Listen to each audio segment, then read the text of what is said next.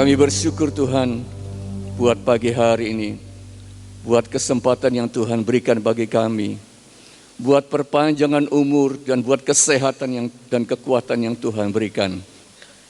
Sehingga pagi hari itu kami boleh berada di dalam rumah-Mu, tidak lain hanya untuk memuji dan menyembah-Mu. Terima kasih Tuhan buat pemeliharaan dan perlindungan-Mu. Kami tahu semua ini bukan karena kuat dan gagah kami, tapi semata-mata karena anugerah-Mu. Oleh karena Tuhan, pada pagi hari ini kami rindu untuk memuji dan menyembah-Mu karena segala perbuatan-Mu dalam hidup kami. Biarlah sementara kami menaikkan pujian syukur kami boleh merasakan ada hadirat-Mu di tengah-tengah kami. Terima kasih Tuhan. Kami serahkan ibadah ini dari awal hingga akhir hanya di dalam pimpinan daripada kuat kuasa Roh Kudus, di dalam nama Tuhan Yesus Kristus. Mari yang siap untuk memuji dan menyembah Tuhan sama-sama katakan amin. Shalom, selamat pagi Bapak Ibu Saudara-saudari yang dikasihi Tuhan. Biarlah pagi hari ini kita mau datang kepada Dia, sebab Dia adalah Tuhan kita yang hidup. Di dalam Dia ada ketenangan bagi jiwa kita.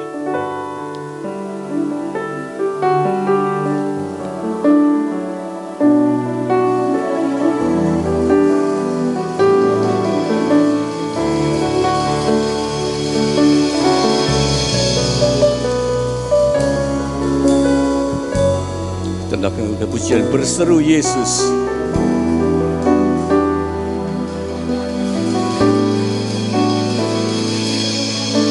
Sebab ada Tuhan yang hidup, maka jiwaku tenang. Kasih-Nya sanggup mengubahkan segala ketakutan. Sebab ada Tuhan yang hidup, maka jiwaku tenang. Kasih-Nya sanggup mengubahkan segala ketakutan. Ku berseru Yesus, Yesus sahabatku. Ku bawa hatiku lebih menyembah-Mu.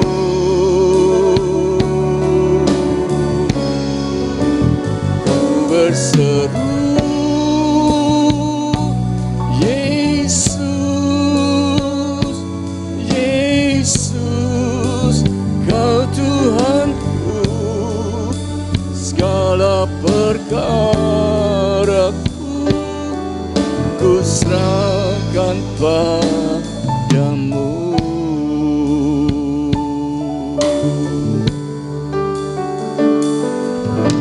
Sebab ada Tuhan yang hidup, maka jiwaku tenang. Kasih-Nya sanggup mengubahkan segala ketakutan.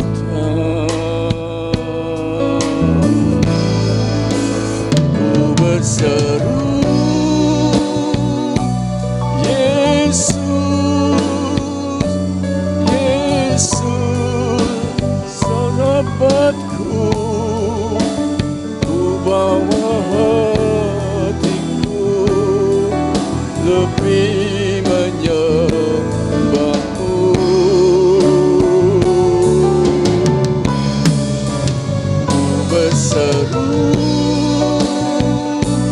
Yesus,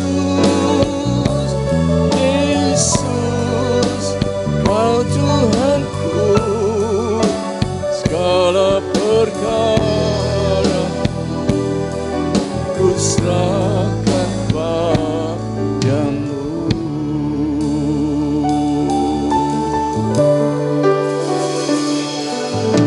Sebab ada Tuhan yang hidup, maka jiwaku tenang. Kasih-Nya sanggup mengubahkan segala ketakutan.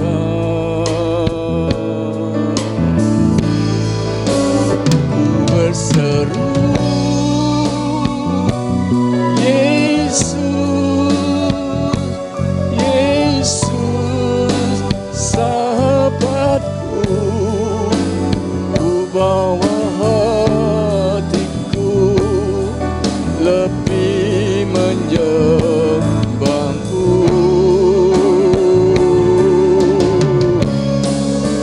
Ku berseru, Yesus, Yesus, Kau Tuhanku, segala perkaraku ku serahkan padamu.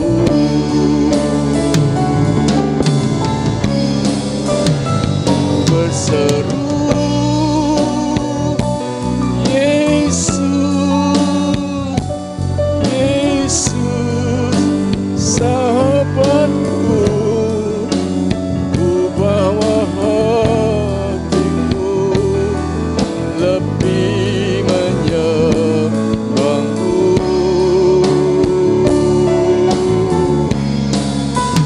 Ku berseru, Yesus, Yesus, Kau Tuhanku, segala perkaraku ku serahkan padamu.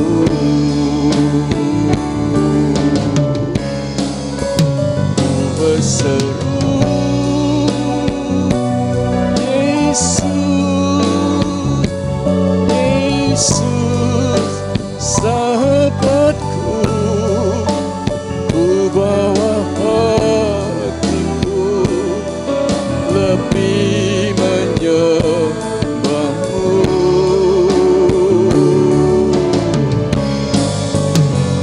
Berseru,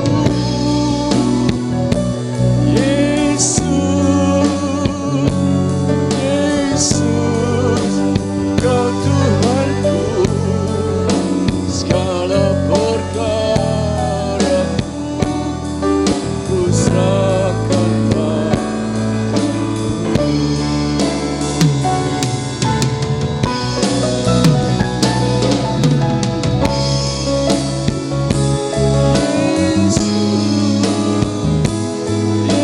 Yesus, sahabatku, ku bawa hatiku lebih menyembah-Mu.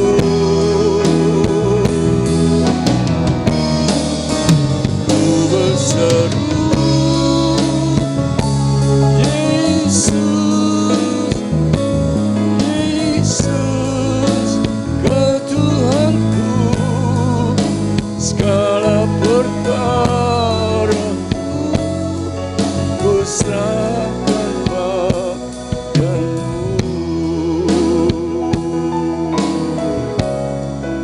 Segala perkara ku serahkan padamu. Segala perkara ku serahkan padamu. Mari kita sembah Dia. Haleluya.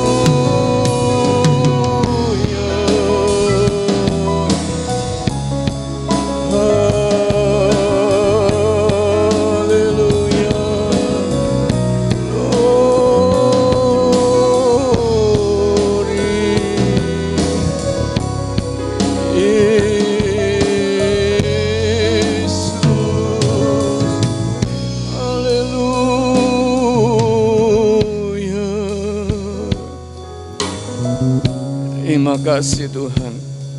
Terima kasih Tuhan. Engkaulah adalah sahabat kami. Bahkan Engkaulah Tuhan dan Raja kami. Engkau Allah yang hidup. Hanya kepadamu kami berserah Tuhan. Oleh karena segala perkara dalam hidup kami bawa ke dalam tangan-Mu Tuhan. Kami serahkan kepadamu karena kami tahu di dalam Engkau ada jalan keluar. Di dalam Engkau ada pemulihan. Terima kasih Tuhan, terima kasih. Haleluya, haleluya.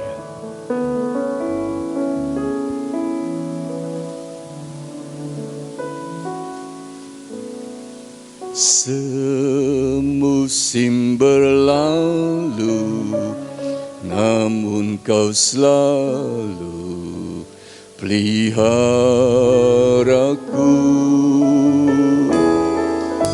Kasih dan setiamu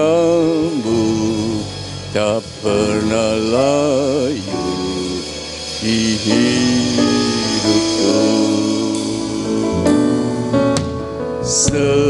Semusim berlalu, namun Kau selalu peliharaku. Kasih dan setiamu tak pernah layu di hidupku. Lebih luas dari samudra, kebaikan-Mu Bapa takkan habis di hidupku. Lebih tinggi dari cakrawala, tak terbatas kasih-Mu. Sungguh ku bersyukur.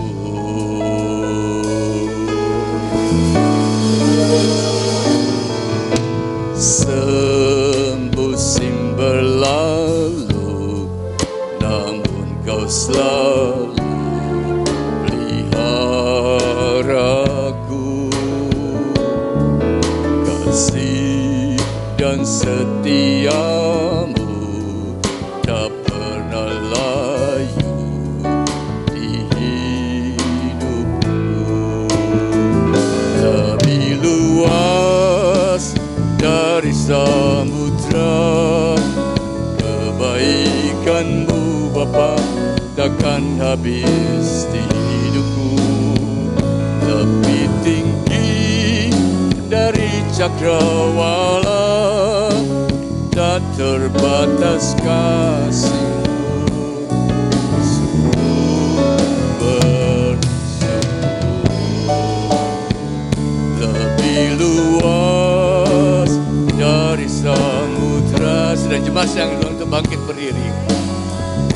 Bapa takkan habis di hidupku.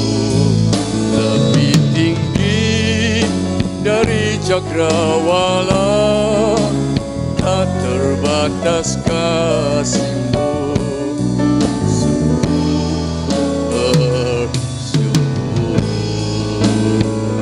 Lebih luas dari samudra, kebaikan-Mu Bapa takkan habis di hidupku.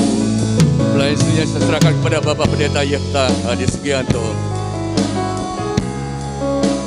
Tak terbatas kasih-Mu,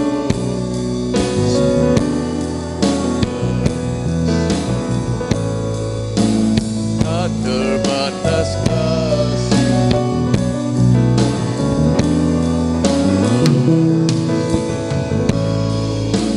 Tak terbatas kasih-Mu, sungguh bersyukur.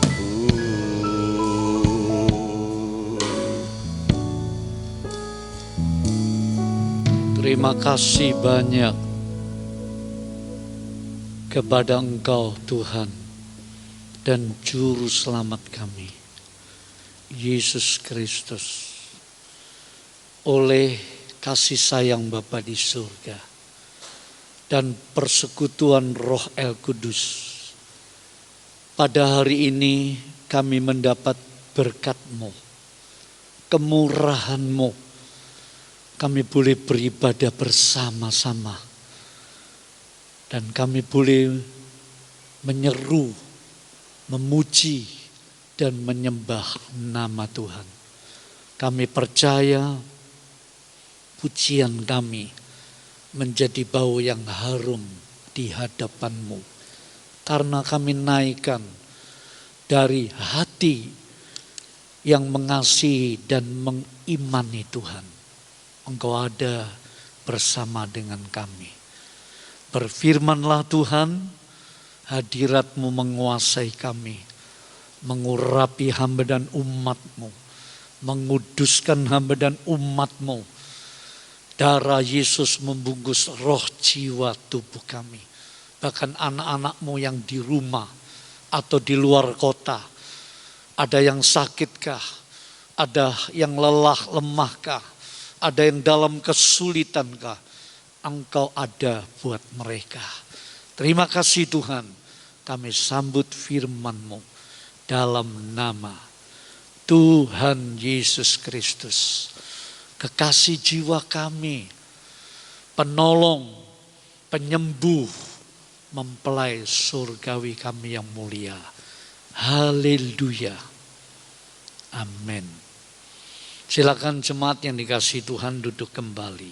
Shalom. Ada sukacita? Kadang-kadang kalau kita merasa tidak sukacita, tapi saudara dan saya boleh mengatakan amin. Itu namanya sebuah ekspresi iman untuk menerobos keadaan-keadaan hidup. Tidak harus sesuai dengan suasana hati kita. Puji nama Tuhan. Bagi jemaat yang masih ada di rumah-rumah, atau masih ada yang di tengah perjalanan, atau baru pulang dari tugas, atau berlibur mungkin, saudara bisa mengikuti ibadah ini secara live streaming. Pagi hari ini, jemaat yang dikasihi Tuhan, izinkan saya melepas ini karena nggak ada orang di sekitar saya ini, supaya suara saya tidak terhambat.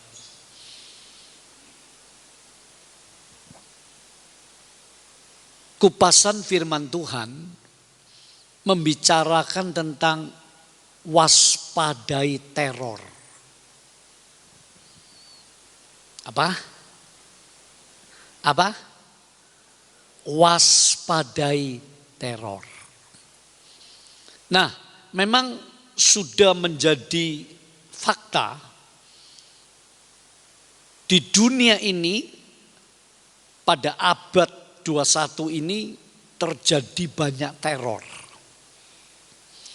Entah bentuknya bagaimana, saudaraku, dari situasi alam, wah berbagai negara, berbagai kota, Bogor, mana dulu Majang, saudaraku Tangerang, Jakarta, Surabaya sedikit Kerembangan, Tokyo, Cina, Eropa, dari angin tofan, badai, hujan es, banjir besar, bandang, macam-macam. Bahkan teror yang sedang menghantui negara-negara di dunia, itu teror krisis pangan dan energi. Itu membuat banyak orang merasa hidupnya ini dicekam, diteror oleh situasi dan kondisi dunia di akhir zaman. Itu fakta. Dan sudah ada beberapa negara yang menunggu kolaps. 40 negara dianalisis akan krisis energi. 6 juta orang sedang kelaparan hari-hari ini. Saya tanya, saudara sudah sarapan pagi ini? Yang sudah katakan haleluya. Wah, banyak yang sarapan ya. Yang belum mungkin sedang puasa. Ada baiknya saudara. Sesama kita hari-hari ini kelaparan loh. Tapi saya ingat kitab Amos, ada sesuatu yang lebih mengerikan dari kelaparan sandang pangan, energi, ya, yang berdampak ekonomi, berdampak politik, berdampak peperangan, macam-macam. Saudaraku, ya, saya teringat itu jenius di dunia Albert Einstein, dia menyesal menemukan teori-teori yang bisa membuat senjata yang pemusnah. Dia nyesel di akhir hidupnya. Itu kisah nyata. Jadi saudaraku, apa yang mau saya jelaskan dari firman Tuhan sebelum kita buka?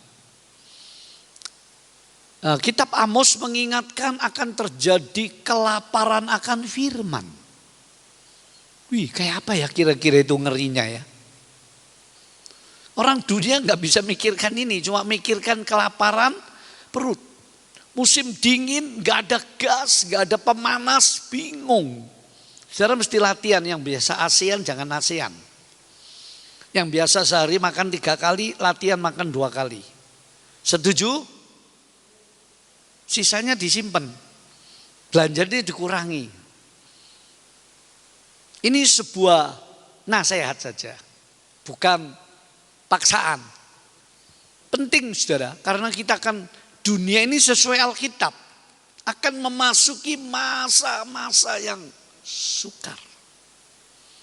2 Timotius 3 ayat 1. Pada hari-hari terakhir akan datang masa yang sukar. Genap loh firman Tuhan. Firman Tuhan ini kekal, mulia. Itu sebab kalau saudara ke gereja, saudara merindukan untuk ketemu Tuhan dalam pujian penyembahan hadiratnya. Asik saudara. Ya, ekspresikan gitu loh, ekspresikan. Saudara mau angkat tangan, saudara mau keplok, ekspresikan, melatih, membiasakan. Enak, indah saudara ya. Nyanyi, menyembah, wah, main musik. Ayo diekspresikan, sebab ibadah orang Kristen ini unik, misteri. Dan ada nilai yang hebat, yaitu ketemu yang Maha Kudus. Ketemu yang Maha Kuasa. Amin. Amin. Duh iya loh. Betul. Sebelum saudara datang, Tuhan sudah di tengah-tengah kita. Dia nunggu loh. Dia mengerti. Dia ada, dia maha hadir. Nah, saya tidak membicarakan tentang teror-teror yang berupa seperti tadi bencana, krisis-krisis, saudaraku, kemudian teror dalam bentuk bom, ya, atau kelompok-kelompok yang ingin membuat susah manusia, kelompok golongan yang hanya memikirkan golongannya sendiri dan seterusnya. Lalu mempunyai ide-ide sampai disinyalir, diduga bahasa hukumnya. Wah, itu kuman bisa dibuat. Teror semua, saudaraku. Tapi coba kita baca satu ayat, ya. Filipi pasal yang keempat. Surat Filipi pasal yang keempat. Ayat yang ke-6. Filipi pasal 4 ayat 6. Oh, LCD sudah bagus.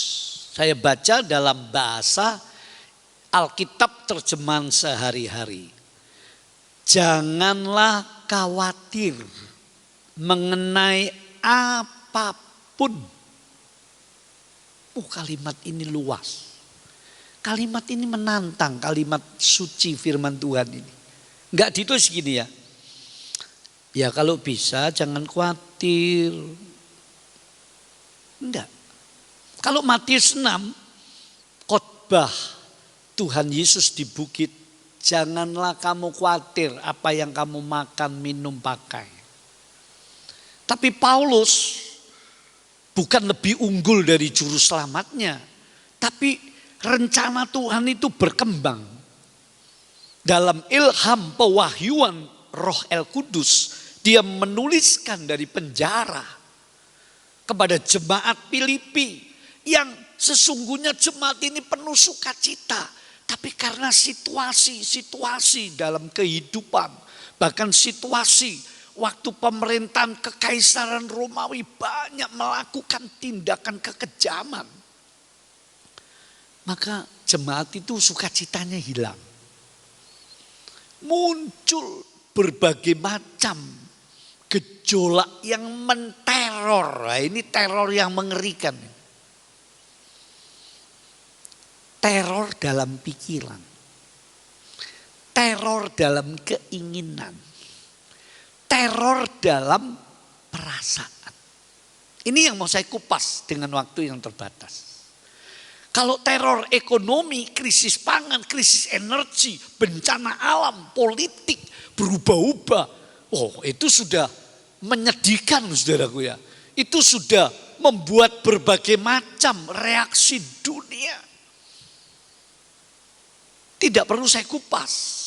Karena saudara bisa menyaksikan bencana-bencana, peperangan, kondisi-kondisi dari kepala-kepala negara.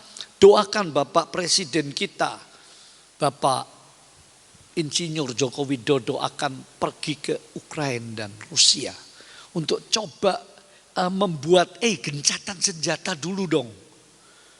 Wah, banyak orang menderita. Hari-hari ini banyak orang susah, ini fakta. Menyedihkan, saudara. Karena itu seorang penyair berkata, dunia ini lembah air mata. Dunia ini banjir darah. Pencipta pujian rohani berkata, dunia ini bukan Firdaus. Firdaus sudah hilang dari dunia ini. Bekas-bekasnya ada di Timur Tengah, Irak. Di situ ada sungai Tigris. Masih ingat zaman almarhumah Saddam Hussein. Nah, tapi saudara, teror ini justru di sini letaknya. Paulus berkata, ayo kita perhatikan. Janganlah, ini perintah seperti Matius 6. Janganlah khawatir mengenai apapun. dalam segala hal berdoalah dan ajukanlah permintaanmu kepada Allah. Apa yang kalian perlukan, beritahukanlah itu selalu kepada Allah dengan mengucap terima kasih. Tapi yang mau saya kupas, saudara, berdoalah terjemahan Indonesia ya. Nyatakanlah keinginanmu, permintaanmu kepada Allah dalam doa, permohonan, mengucap syukur. Terjemahan sehari-hari intinya sama, nggak ada yang salah. Hanya bahasa ada yang lebih gampang dipahami, ada yang lebih mendalam. Nah, saudaraku, kata janganlah khawatir mengenai apapun. Karena apa, saudara? Di sini ada muatan teror terhadap kehidupan manusia, khususnya di akhir zaman. Satu dulu, saya mulai dengan teror pikiran. Pikiran kita ini bisa menteror kita loh, saudara. Tidak semua pikiran saudara dan saya itu menolong kita. Dan tidak semua yang saudara pikirkan itu suatu kebenaran. Tidak semua yang kita pikirkan menguntungkan. Bahkan apa yang kita pikirkan seringkali berlawanan dengan pikiran rencana Allah. Karena itu kitab Yesaya berkata, pikiranmu, kata firman Tuhan, bukan pikiranku. Rancanganmu, jalan-jalanmu, bukan jalan-jalanku. Seperti tingginya langit dan bumi. Coba saudaraku, ayo kita lihat bagaimana pikiran kita bisa menteror kita. Matius pasal 16. Kita baca Injil Matius pasal 16, saudaraku ya. Coba diperhatikan di ayat itu. Matius pasal 16.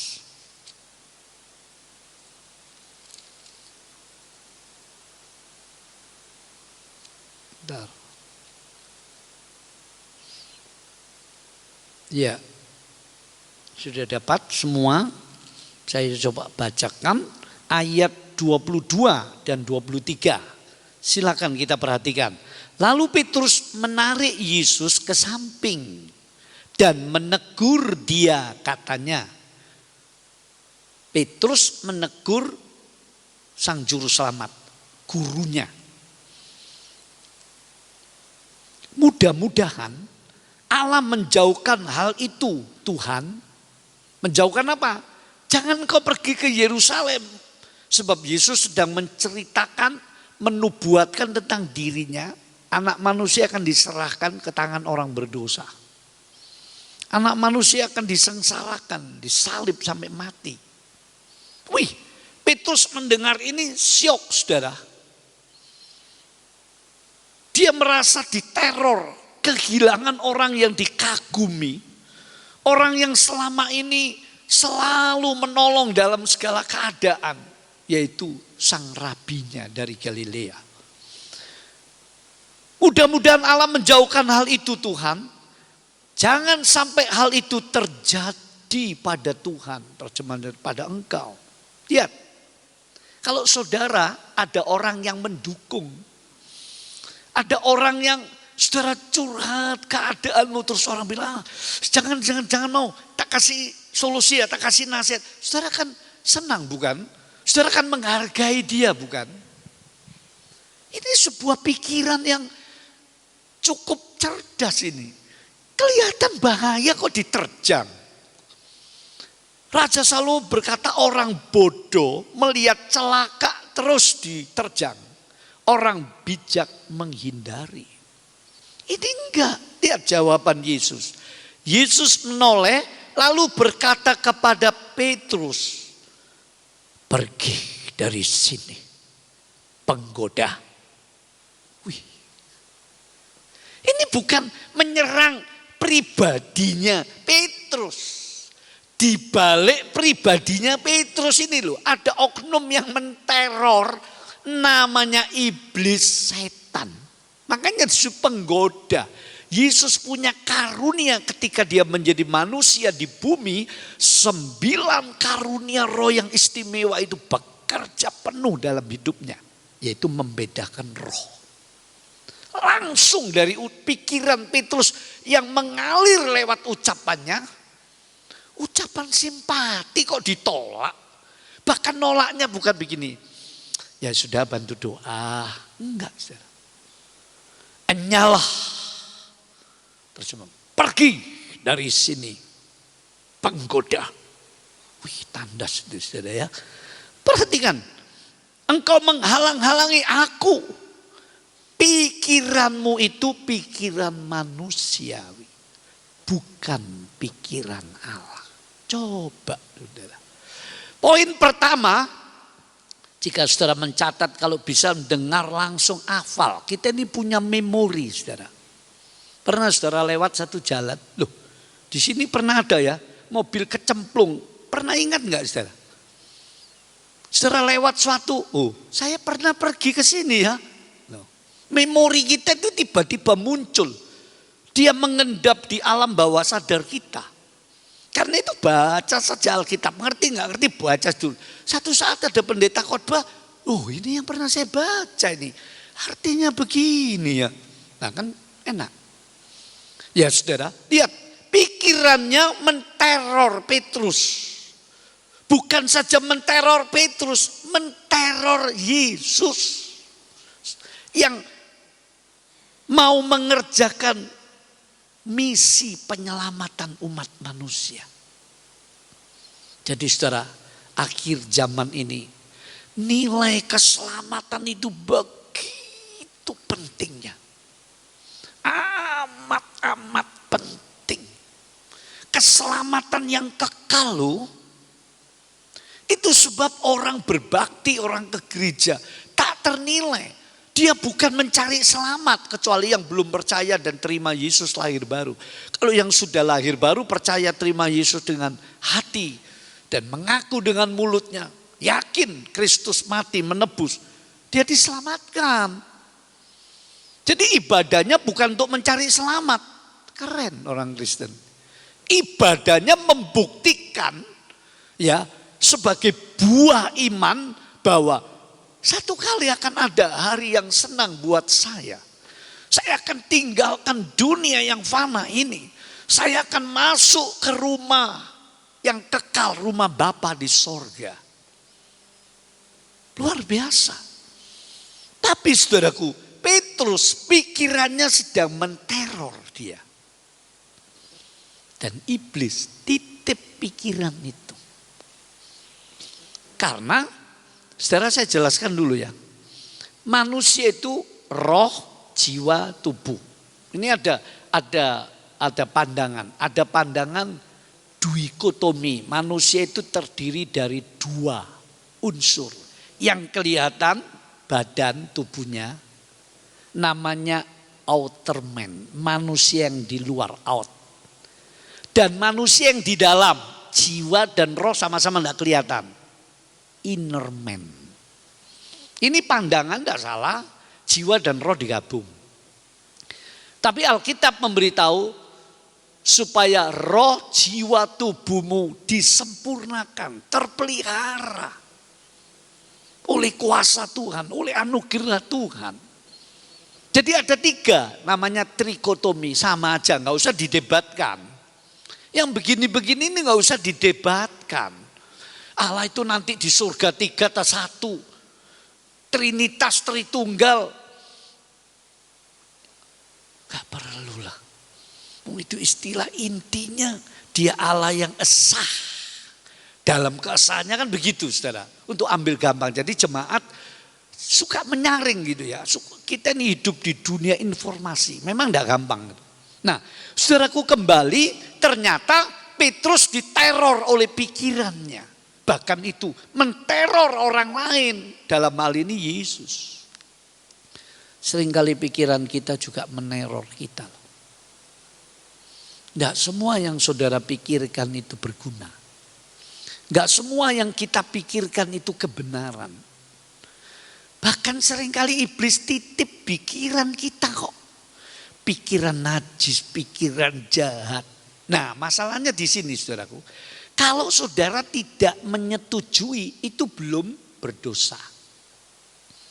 Jadi saya jelaskan, roh, jiwa, tubuh. Ketika manusia, keturunan Adam, dosanya belum diampuni oleh darah sang penebus dosa Yesus Kristus. Maka rohnya mati, jiwa mengendalikan tubuh. Tubuh itu ikut-ikut saja. Setelah orang itu lahir baru di dalam Tuhan, terbalik. Rohnya mulai hidup, rohnya mulai mengontrol jiwa dan tubuh. Tapi itu realitanya tidak sekaligus. Nah, di areal jiwa inilah iblis masih bisa bermain, menteror, menyiksa, mengganggu, mencobai sampai ke tubuh. Rohnya nggak bisa, makanya ada ayat sengaja nggak saya sebut, tapi di Perjanjian Baru suratan Yahya. Yang berasal dari Allah tidak bisa berbuat dosa. Loh, pertanyaannya betul? Ayat itu orang Kristen tidak bisa berdosa lagi? Nah, pengertian dosa ini juga seringkali terlalu dangkal. Selalu dikaitkan dengan yang amoral, kejahatan, kenajisan, penipuan, kebencian, kemarahan dan seterusnya. Ya. Tetapi Alkitab lebih dari itu. Nah, ayat itu saya merenungkan dan saya coba menafsir memang. Saya meyakini yang nggak bisa berdosa itu roh kita. Yang sudah dilahirkan kembali. Jiwa kita masih, itu sebab orang Kristen kadang-kadang mau ke gereja malas. Tubuh kita masih bisa sakit, bisa lelah, bisa tua. Jiwa kita bisa diganggu. Merasa tidak bahagia, merasa takut, khawatir. Pikiran kita dibebani begitu banyak hal. Ya. Nah, saudara yang dikasih Tuhan, jiwa ini yang bisa berdosa. Tubuh dipakai. Iblis bermain di areal jiwa dan tubuh. Roh nggak bisa. Ini yang berasal dari Allah. Yaitu roh kita memang mati karena dosa. Adam dan Hawa dihidupkan bersama Kristus dalam kebangkitannya. Roh Kudus menyatu dengan roh kita. Sejak itu areal manusia yaitu rohnya yang sudah dilahirkan baru. Roh itu nggak bisa berdosa. Itu yang disebut apa yang berasal dari Allah tidak berbuat atau tidak berdosa. Tapi jiwa, nah ini. Itu sebab Tuhan terus istilah-istilah kita diproses. Kita sedang apanya yang diproses? Jiwa kita. Supaya tidak menghalangi rohani. Roh kita itu bertumbuh dalam Tuhan. Nah di situ ya. Jadi saudara, soal jiwa ini sangat hebat. Kalau saudara lihat ketika manusia menciptakan menara Babil, ada kalimat begini, saudara baca Kejadian 11. Bapa, Putra, Roh Kudus berbicara, lihatlah. Mulai sekarang, apa yang direncanakan manusia bisa dilaksanakan. Wih, itu statement awal. Apa yang Allah manusia pikirkan bisa terwujud. Hebat. Manusia enggak mencipta, tapi berkarya, saya pakai istilah. Mencipta itu urusan Tuhan, sebab mencipta itu pengertian bagi saya dari tidak ada menjadi ada. Tapi kalau berkarya sesuatu yang ditemukan, dibuat jadi make. Ya dibuat menjadi, wah saudara lihat di Israel, di Cina. Gurun-gurun gersang. Di Tibet, wah menjadi pertanian yang subur. Teknologinya hebat-hebat. Apa saja yang manusia rancang pikirkan akan terlaksana. Ini sebabnya nanti peradaban manusia itu seperti Babil akan menentang rencana pikiran Allah. Puncaknya di kitab Wahyu, Babil besar itu akan roboh hancur. Einstein menyesal. Dia orang jenius yang otaknya diawetkan. Sewaktu-waktu nanti digunakan atau dicangkokkan mungkin. Kan begitu saudara. Nah jadi lihatlah pikiran kita meneror. Kedua, ayo saudaraku kita lihat Matius. Tadi Filipi pasal 4 ayat yang ke-6. Hendaklah ya, kamu jangan khawatir tentang apapun. Oh, ini menarik ini. Bukan berarti begini saudara. Ada khawatir yang sebagai pengetahuan. Itu kekhawatiran yang wajar, yang normal. Sejak manusia ini rusak oleh dosa, manusia ini timbul rasa khawatir. Ya, pikirannya membuat dia bisa khawatir. Misalnya, kalau saudara tahu, wah, ini kompor kalau tidak hati-hati, ya, gasnya kalau disulut korek, tahu-tahu dapurnya bisa meledak, bisa kobaran api. Lalu saudara hati-hati masuk dapur, dicium dulu. Oh, nggak ada bau gas, dicek. Nah, ini namanya saudaraku bentuk kekhawatiran yang wajar. Bentuk kekhawatiran yang wajar. Paham ya? Tapi seperti tipis bedanya. Kalau sampai kekhawatiran itu membuat kita tidak lagi mempercayai Tuhan, nah itu menjadi dosa. Jarang ya kita merenungkan khawatir itu dosa. Makanya kalimatnya jangan seperti ayat, jangan ada ilah lain, jangan ada patung ukiran, jangan menyembah yang menyerupai yang dibuat oleh manusia, entah binatang, patung. Jangan menyebut nama Tuhan Allah dengan sia-sia. Jangan melupakan atau hari Sabat. Itu perintah, kalau dilanggar dosa. Ternyata juga saudara, teror yang kedua namanya perasaan. Perasaan khawatir, perasaan takut, perasaan apalagi ya cemas. Itu memang secara ilmu kedokteran atau biologi kadang-kadang ada enzim, hormon dan sebagainya dalam tubuh kita yang membuat kita cemas. Bisa. Tetapi di balik itu ternyata kekhawatiran ini suatu pribadi. Allah tidak memberi roh penakut loh. 2 Timotius 1 ayat 7 itu. Ternyata itu satu pribadi saudara.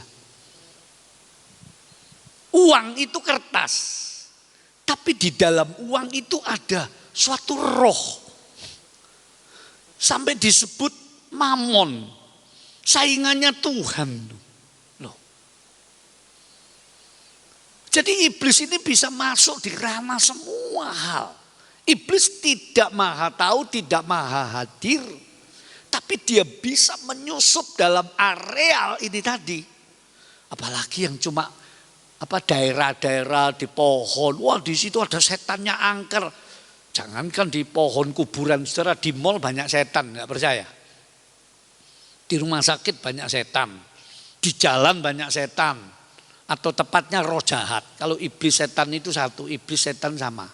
Roh jahat itu anak buahnya. Nah, saudaraku, kita lihat teror lewat perasaan ini. Dan itu saya ingatkan, saudaraku, bahwa Perasaan ini menteror. Coba dibaca dulu Matius 14. Ya. Ayat yang ke-30.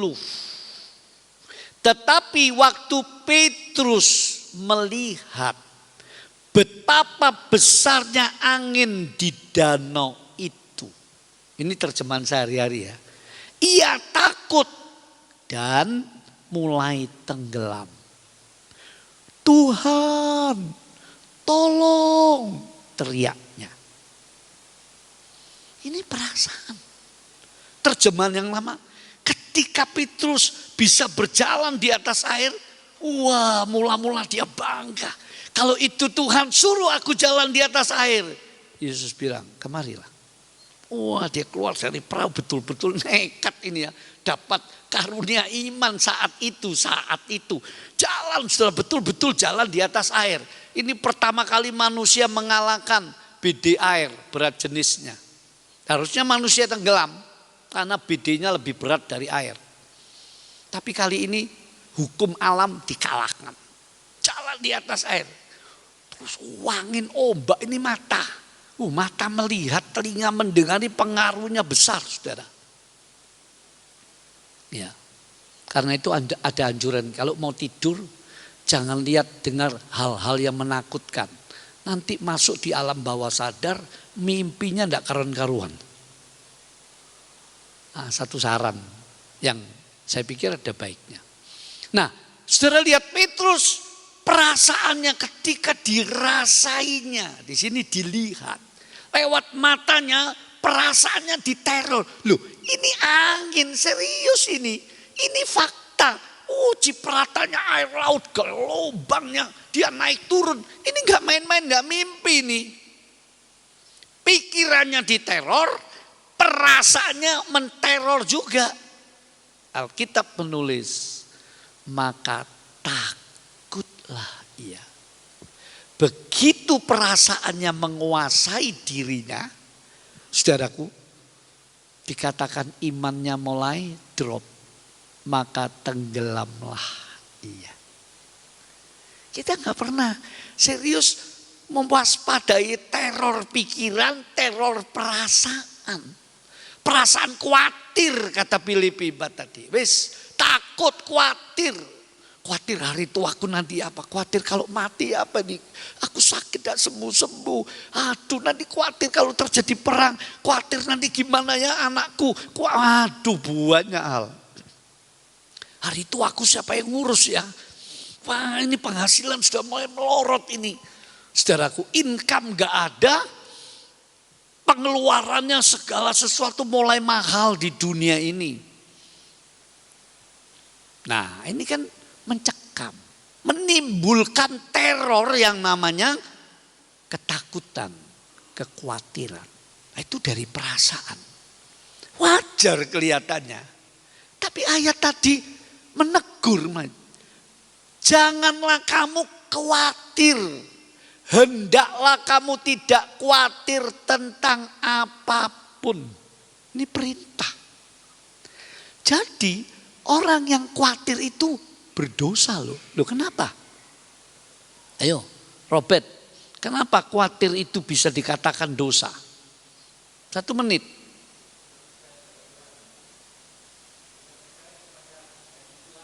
Tidak percaya kepada janji Tuhan. Mengapa tidak percaya kepada janji Tuhan itu jadi dosa? Anda kan guru. Kenapa? Nah ya tidak percaya itu kenapa kok jadi dosa?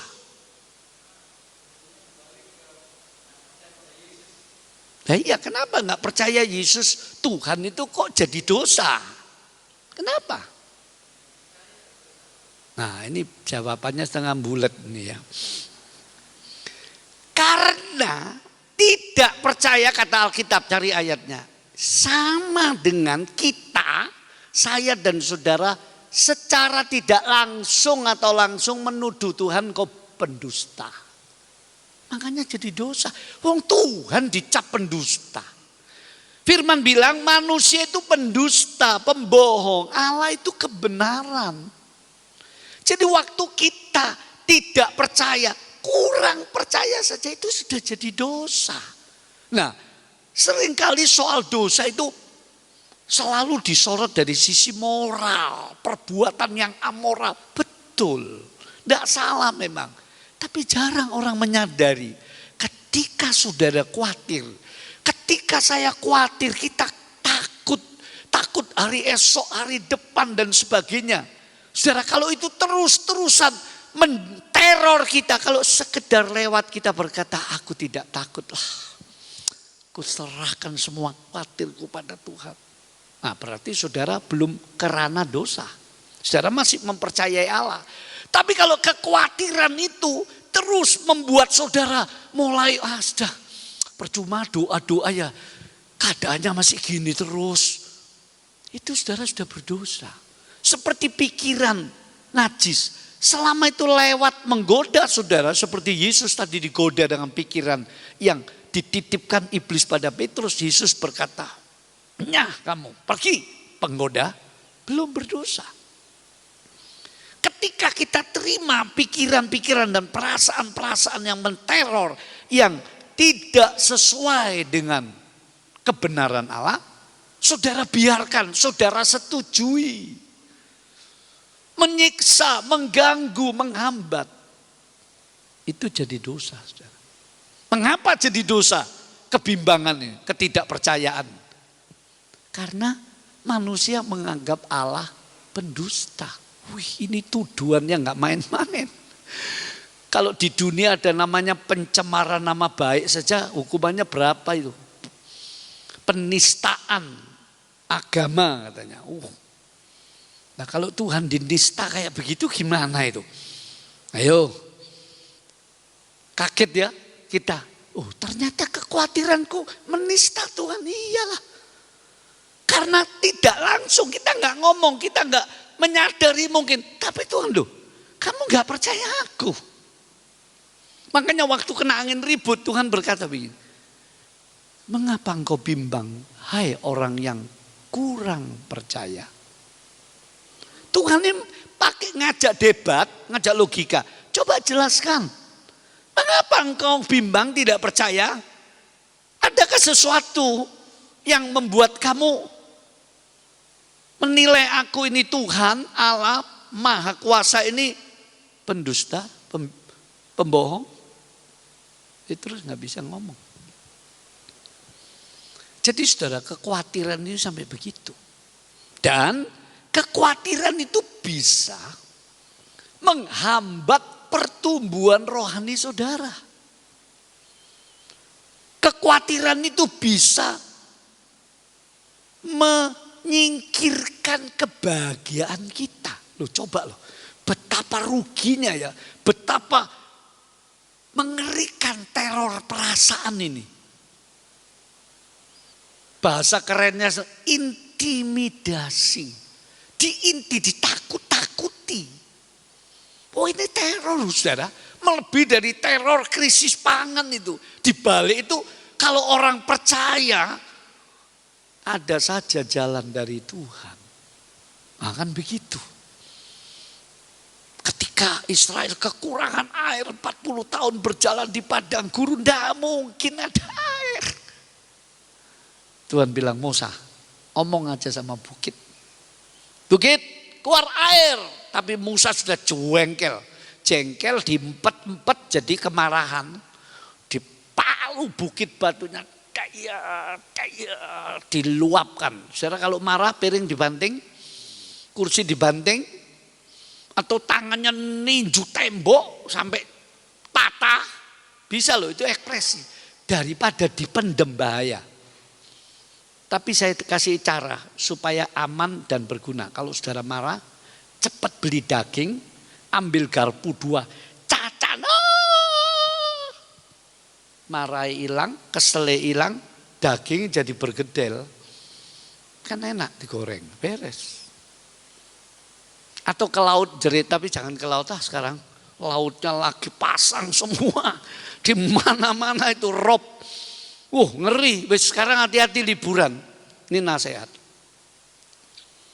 Jadi teror ini menghambat pertumbuhan rohani, mengurangi bahkan melenyapkan kebahagiaan kita. Bukan hanya dosa. Teror perasaan ini saudaraku sangat merugikan. Ayo kita ingat Filipi 4 ayat 6 dihafal. Kalimat di depannya saja. Janganlah kamu khawatir tentang apapun juga. Oh, ini butuh belajar. Baru kalimat di bawahnya, nyatakan keinginanmu kepada Allah dalam doa. Jadi kekhawatiran itu menghalangi doa. Tidak ngawur, Roh Kudus menaruh ayat itu di depan, terus kalimatnya berdoa itu di kelanjutannya enggak dibalik. Berdoalah supaya kekhawatiranmu hilang. Enggak. Unik ya saudara ya. Tapi khawatirmu singkirkan dulu baru berdoa. Sebab kalau kekhawatiran sudah menyingkir, imanmu muncul. Dan doa yang berlandaskan iman, kata Yakobus 5 ayat 16, besar kuasanya. Kan begitu saudara. Kita masih butuh belajar terus terang. Kita ini masih dilatih bagaikan anak Raja Wali dilatih oleh induknya. Induknya Roh El Kudus di dalam kita itu lewat firman-Nya melatih kita, menyucikan kita, mendewasakan kita. Tapi teror dari pikiran kita. Makanya Raja Salomo berkata, janganlah engkau bersandar pada pengertianmu sendiri. Bukan tidak boleh gunakan pikiran, bukan loh, jangan salah ngerti. Orang Kristen harus cerdas, cermat, ya, inovatif, efektif. Pikirannya digunakan akal sehatnya. Jangan dibodohi. Tapi tahukah saudara, iblis bisa nunggangi pikiran. Merugikan kita. Khususnya bagi iman Kristen ini. Ya, anak-anak Tuhan, pelayan-pelayan Tuhan. Bahkan sekarang areal perasaan ini loh. Terakhir, areal keinginan. Tidak semua yang namanya keinginan itu harus terwujud. Kalau kita memaksakan keinginan, saudara, ada seorang berkata begini, oh andaikan Tuhan menjawab doaku, aku ingin begini. Setelah 10 tahun dia, aduh nyesel aku andaikan Tuhan sampai nurut. Untung Tuhan tidak nuruti. Sedikit pengalaman banyak dalam hidup saya. Melayani Tuhan sudah 50 tahun lebih saya melayani Tuhan. 54 tahun non-stop sampai hari ini. Saya teringat saudara, waktu gereja Tuhan yang saya gembalakan sekarang jadi terminal Mengurasi itu. Wih, kena gusur. Gantinya berapa enggak tahu, izinnya enggak dibantu, suruh berjuang lagi. Itu capek. Sampai waktu saya mau bus ditelepon, Pak Gembala ini mau dibuldoser. Wis biasanya saya nego-nego, sekarang wis capek saya bilang. Terserah buldoseran wis karepmu. Saya lagi berada di Mubes sebagai pengurus juga. Loh gimana ini di Semarang waktu. Saya bilang karep wis buldoseran. Enggak jadi mereka. Satu waktu saya berdoa, cuma berdoa. Waduh, sama bosnya Delta Sari. Ya. Lewat GM-nya nego-nego dikasih tanah 1000 meter. Tapi dengan catatan. Belinya kalau saya nggak salah ingat waktu itu ya, kalau nggak salah ingat per meter 100.000 atau 200.000. Boleh dicicil, tapi harus membangun TK sama SD.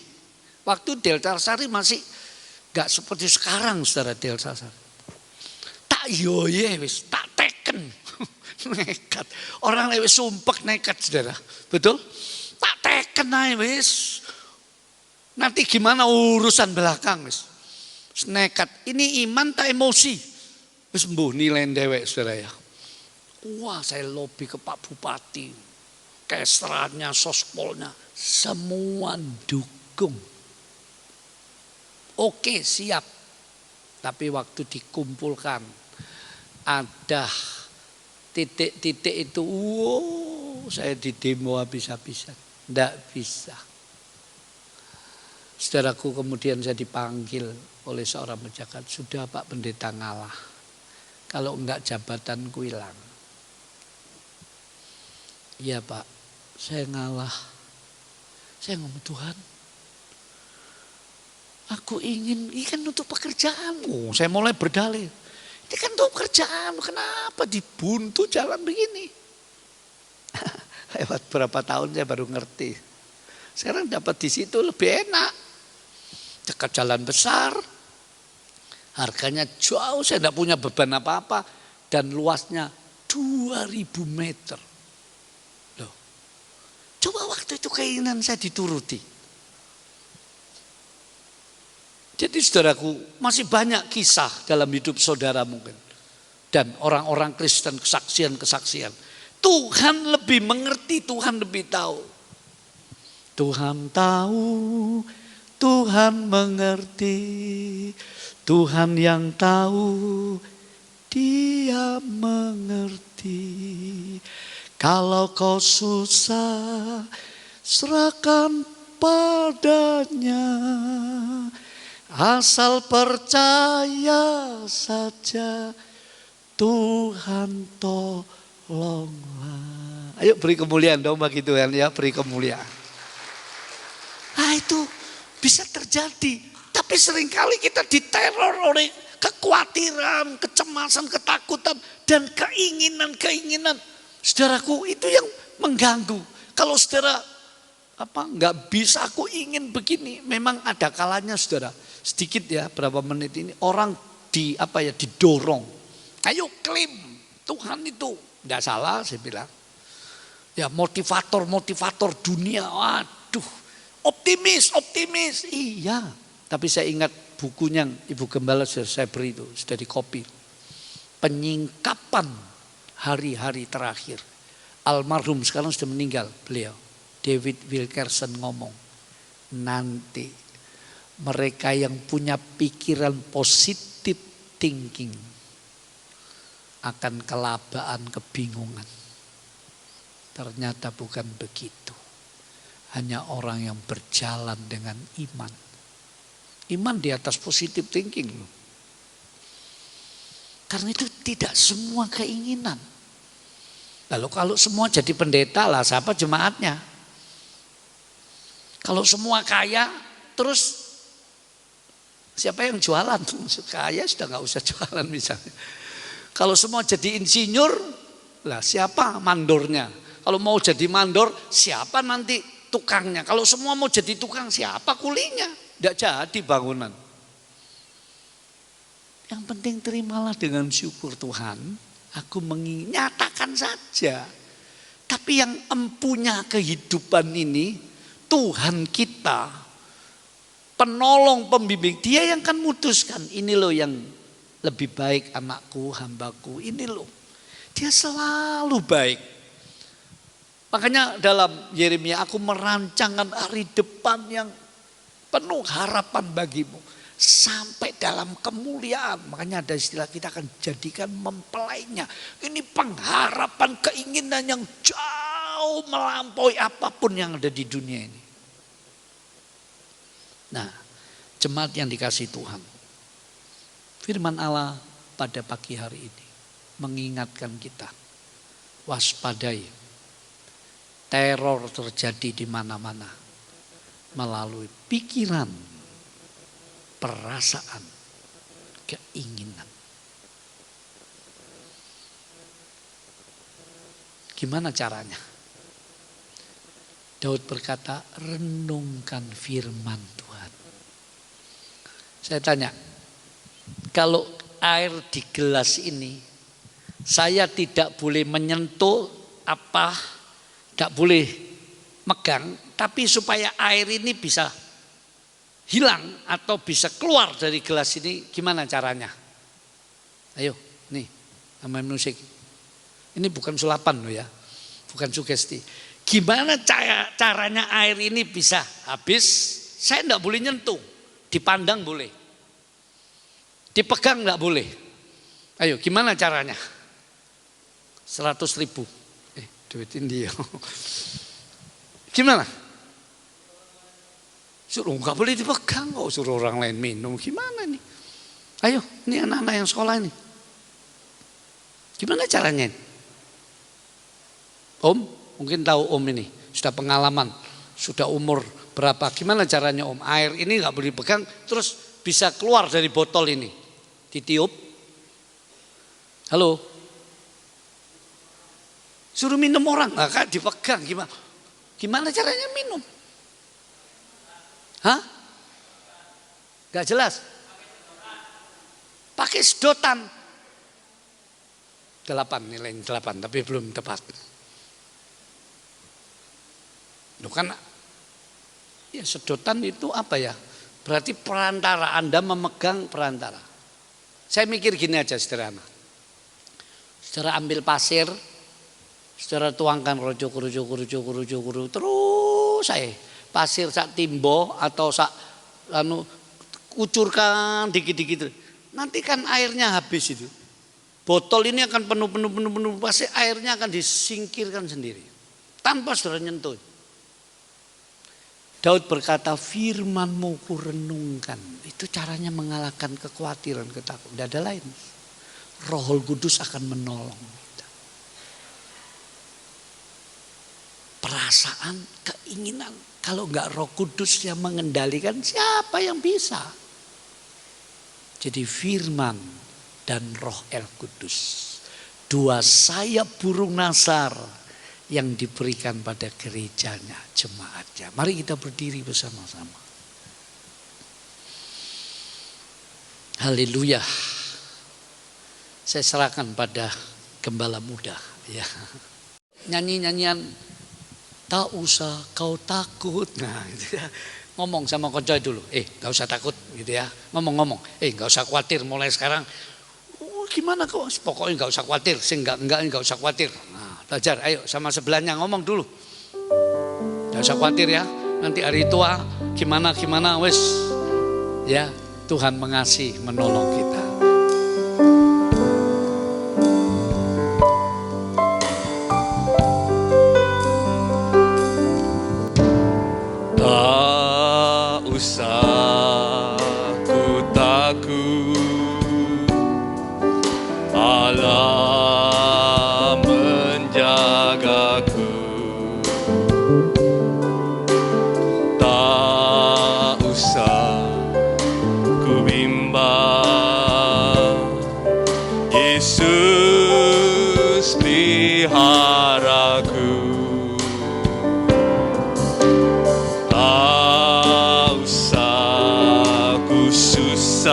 Roh Kudus hiburku, Roh Kudus hiburku. Tak usah ku cemas, tak usah refren ku cemas. Yang memberkatiku.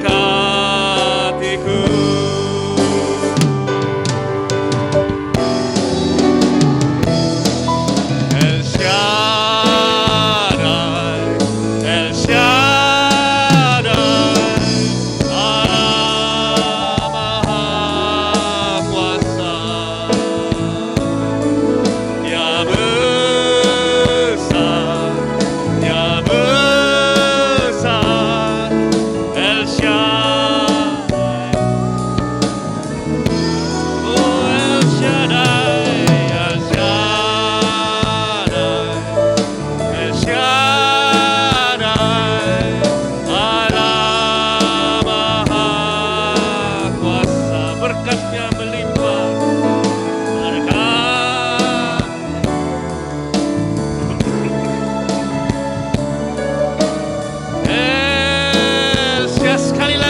bersama-sama tadi doa kita pada pagi hari ini. El Shaddai, El Shaddai,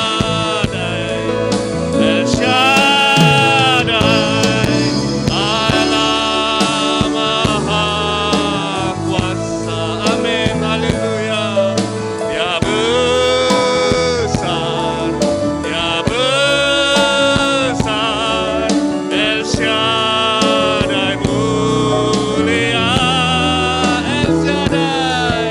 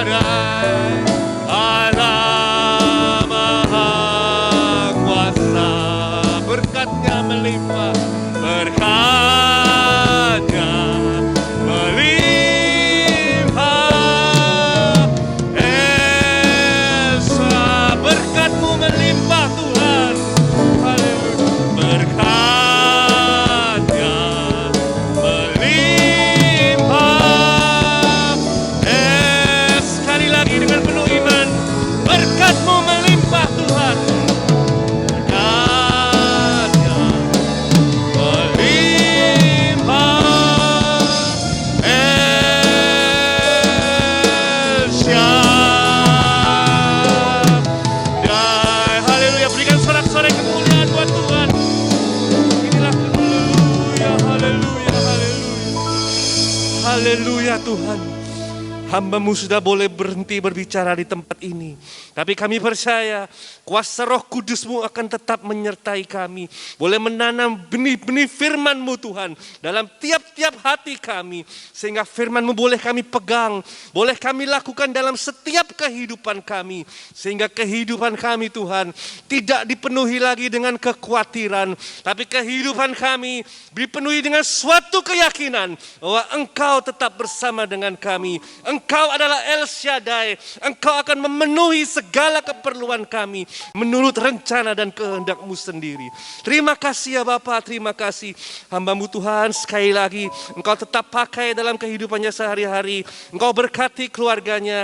Engkau mau berkati pelayanannya. Engkau mau berkati sidang jemaatnya. Lebih hari lebih indah di hadapan-Mu. Terima kasih ya Bapa, terima kasih.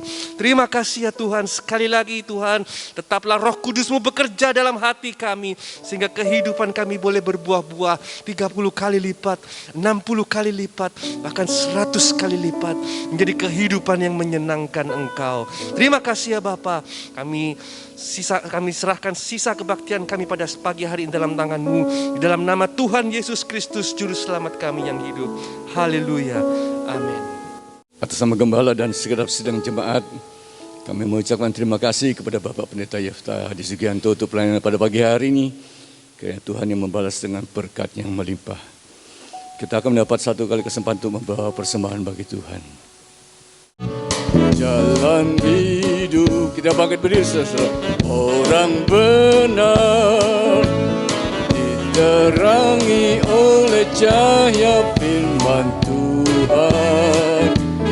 Jalan hidup orang benar semakin terang hingga rembang tengah hari. Apabila saya mudah Bapak Pendeta Yefta menaikkan doa penutup dan doa berkat. Jangan dibiarkan sampai tergeletak, sebab tangan Tuhan jua yang menopang dan membangkang. Dia kemari, sebab tangan Tuhan, sebab tangan Tuhan jua yang menopangnya dan membangkang. Dia kembali, sebab tangan Tuhan jua yang menopang, amin, dan membangunkan. Dia kembali.